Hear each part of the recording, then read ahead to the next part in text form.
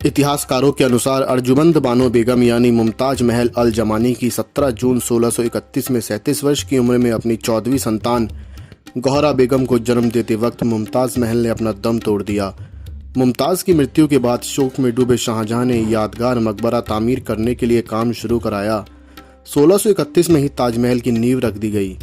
ताजमहल जिसे शाहजहां ने अपनी तीसरी बीवी मुमताज की याद में बनवाया था, लेकिन इसमें केवल मुमताज महल का ही मकबरा नहीं बल्कि शाहजहां की अन्य बेगमें सरहिंदी बेगम, फतेहपुरी बेगम, इंजुनिशा बेगम भी दफन हैं। मुमताज मुख्य गुंबद में शाहजहां के पास दफन है। ताजमहल दिखने में जितना भव्य है उसकी तैयारी भी उतनी ही भव्य थी। उस दौर में हजारों मजदूरों के अलावा 1000 हाथी निर्माण का सामान ढोने के लिए लगाए गए थे। मीलों दूर से सामान को एक जगह से दूसरी जगह पर ले जाने का काम हाथी करते थे। इतिहासकारों के अनुसार मध्य प्रदेश के बुरहानपुर से मुमताज का शव ताजमहल में लाकर पहले अस्थायी तौर पर दफनाया गया।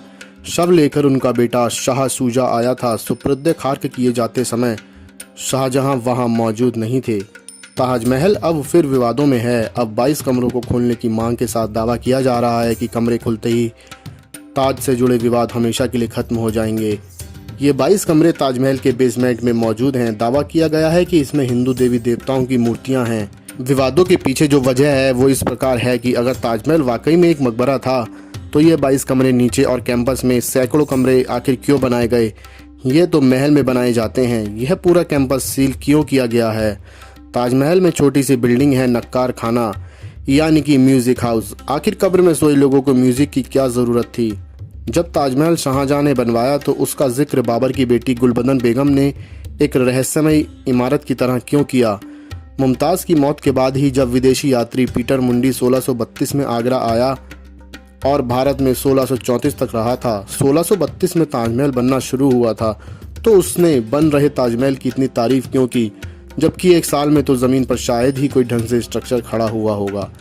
ताजमहल के शिखर पर कलश में नारियल दिखा साफ लगता है, तो नीचे की तरफ उल्टे कमल के फूल गुदे हैं। आगरा के हिस्ट्री डिपार्टमेंट के अनुसार जयपुर के महाराज जयसिंह के कब्जे में वो जगह थी और शाहजहां की उनसे उस जगह को लेकर कोई डील हुई थी, इसलिए जयपुर की रॉयल फैमिली ने इसे अपनी प्रॉपर्टी होने का दावा किया है।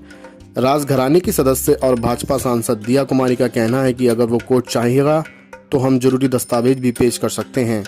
दिया कुमारी का संबंध जयपुर राजघराने से है। मानसिंह जो मुगल सम्राट अकबर के नवरत्नों में शामिल थे, यह उनका राजघराना था। इसी परिवार में जन्म हुआ महाराज सवाई सिंह भवानी सिंह का, जिनकी पत्नी का नाम पद्मिनी देवी है। इन्हीं की बेटी हैं भाजपा सांसद दिया कुमारी। खैर, आप क्या सोचते हैं इस खूबसूरत अजूबे के बारे में? कमेंट बॉक्स में हमें ज़रूर बताएं और वीडियो पसंद आई हो तो वीडियो को लाइक एंड शेयर करना ना भूलें। धन्यवाद।